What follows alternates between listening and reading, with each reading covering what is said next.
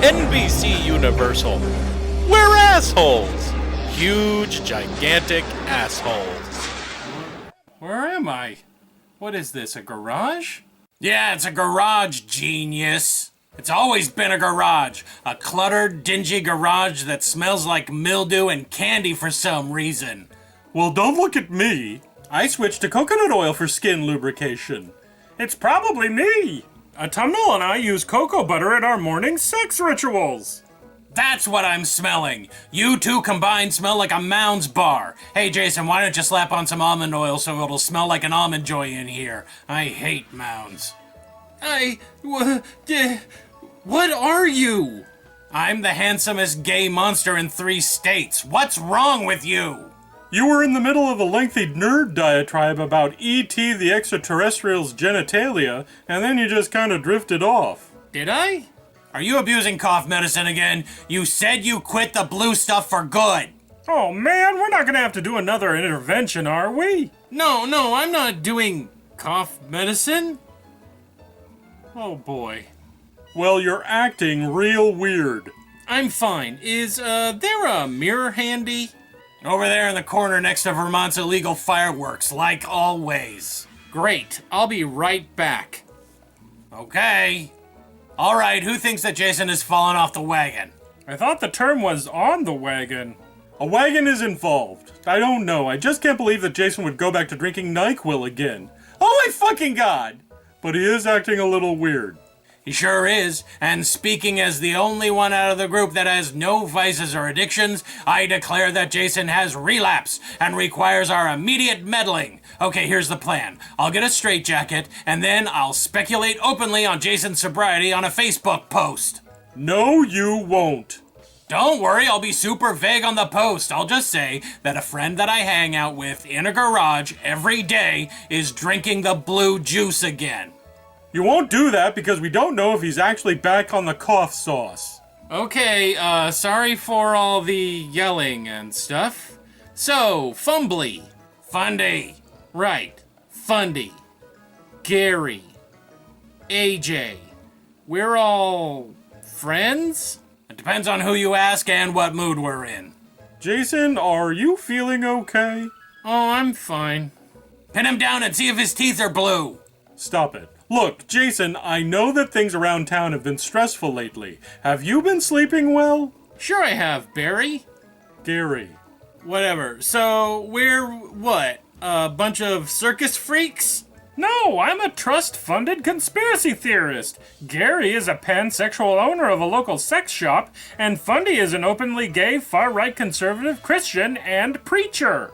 As well as disarmingly handsome, and one day, a multi-millionaire. Oh, yeah, I totally knew that. And I am... freaking me out. You are the biggest nerd in town, and you run the comic book store. Did you hit your head? Yeah, did you hit your head with a bottle of NyQuil? Stop! Yeah, I hit my head this morning. Will you guys excuse me for a minute? Ow! Get Ziggy to tell me where the fuck I am! Okay, it's obvious to even the casual observer that Jason is as high as a frickin' kite. As high as a kite being flown off the top of Mount Everest! A drunk kite being flown off Mount Everest. No, it's not. He's acting weird, but that doesn't mean he's relapsed into his old ways. He says he hit his head, so I think we should give him the benefit of the doubt. And I think we should give him the benefit of an addiction counselor. I thought you cared about Jason.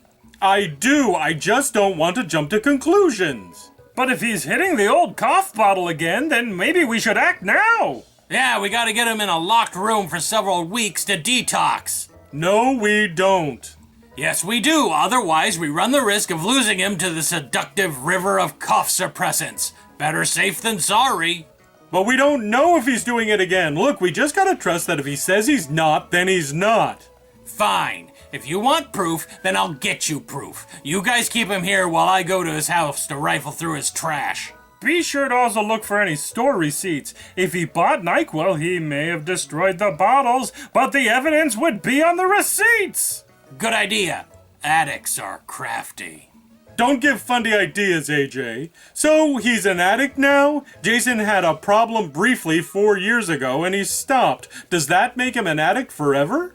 Sure does. Remember, addicts are never better. They just learn to control their addictions. I learned that on Dr. Phil. Dr. Phil can suck a dick. While I agree that for some people they will have a lifelong compulsion to take certain chemicals, I don't think it's a blanket term. I think it's possible for people to walk away from chemical dependency and lead normal, happy lives. That's not what Alcoholics, Overeaters, or Narcotics Anonymous say. They can suck a dick too. The idea that it's impossible to control yourself or change is bullshit.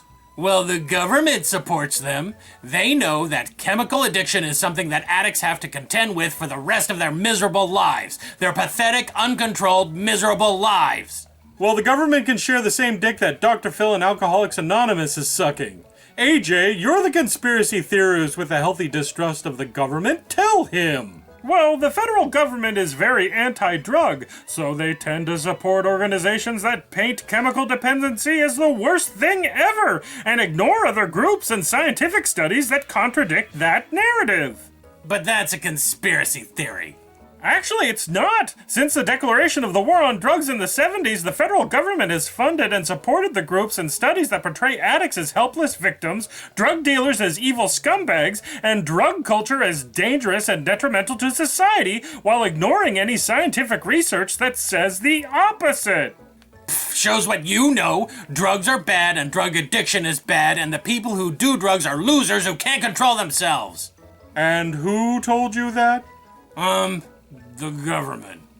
But why would they want to do that if it wasn't true? There's no profit in it. Well, there is if you're a large contracting company that specializes in the construction of prisons. Or if you run a chain of detox facilities that accept government funds. Or if you're a politician that wants to use your tough stance on drugs to win an election. Or if you're an evangelical preacher who likes to denigrate an entire group of people in order to give their followers a smug sense of superiority while appearing compassionate.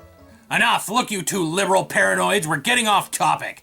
Jason, the wagon, he's off it or on it. What are we gonna do about it?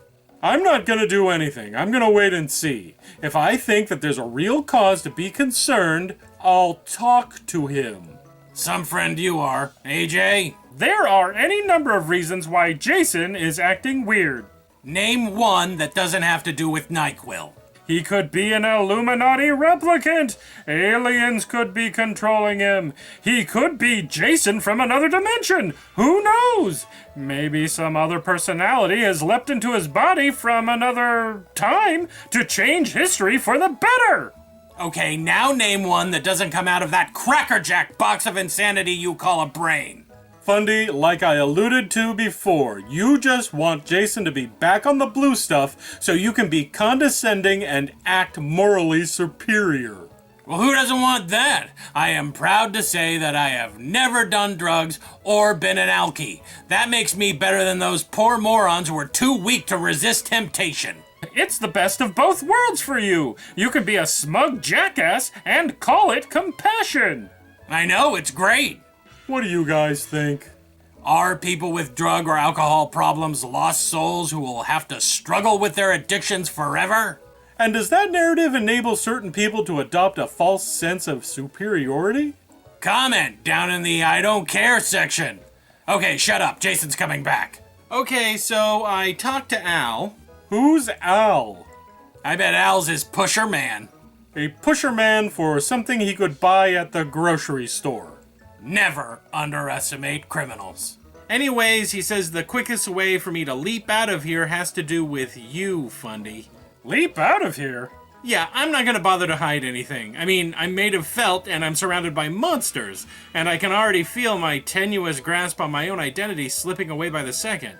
I'm not actually your friend Jason, but a time traveler that leaps from one person's body to another, and somehow I wound up here in this. Now can we have an intervention? No. So you are saying that you are from another time and you leapt into Jason's body? Yes. I called it. Who's the dude with the smug attitude? This guy. Don't play along with this syrup-addled addict. He's just making excuses for his weakness. Really weird excuses. I assure you it's true. Oh, well, I'm convinced. Why was I ever concerned? Too bad that this whole time leaper thing is absolutely insane. As insane as the world nearly being destroyed by a giant internet monster? Or the town being blown up by a cartoon character? Or currently dealing with somebody changing the timeline with a stolen time machine? Those things are different somehow. As much as I would like to argue with you things and slip further into insanity, can I just tell Fundy what I need to tell him so I can get the fuck out of here? I'm not convinced. If only there was some way to prove that you're not actually Jason. I know. Hey, Jason, I heard that George Lucas is gonna direct the next Star Wars movie, and it's gonna be all about Jar Jar Binks. Oh, cool. I don't know who Jar Jar Binks is, but I love Star Wars, and George Lucas is a great director and a film visionary. It's not Jason. Even you have to admit that there's no way that Jason, sober or drunk, would ever have said that.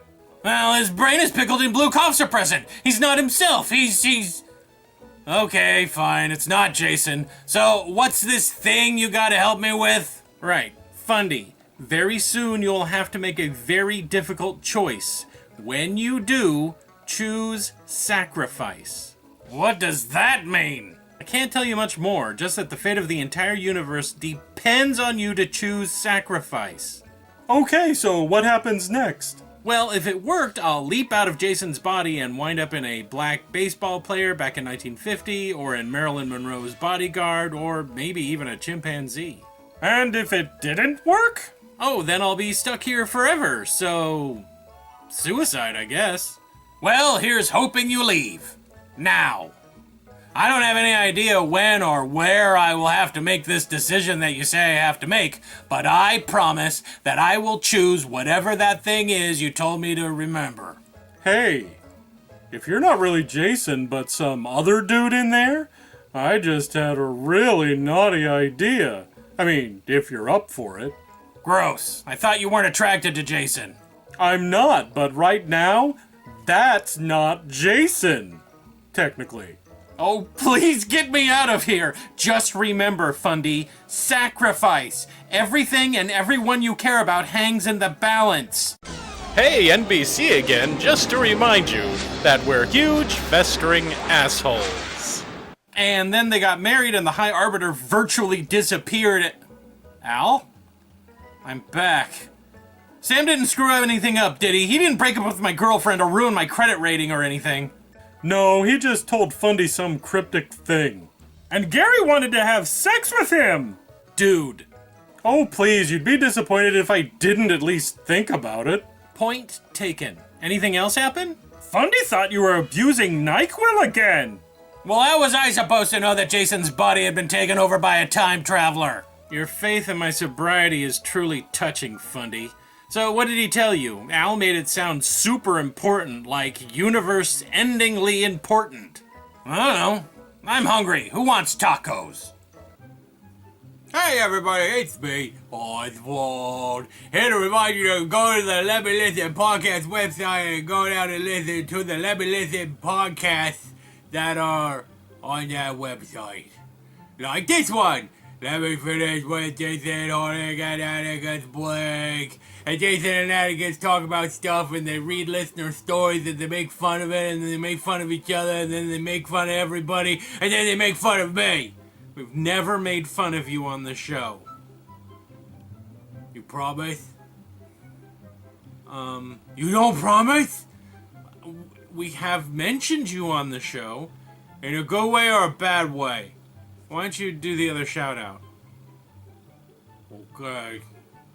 The other podcast is Late Seating with Steve and Jason. And on this show, they review an old-timey movie, and this time they're going to be reviewing The Breakfast Club, which is about a whole bunch of breakfast foods that get together and start a murder mayhem society. And it's like bacon is like, I'm going to kill me all of the lunchtime foods like bologna and ham and sandwiches in general. And like the cereal is like, I'm king of all the breakfasts and I'm leader of the group. and I'm the one that has the plan. And Orange Juice is kind of like, I'm the tactician and I know how to use computers and Toast knows ninja stuff.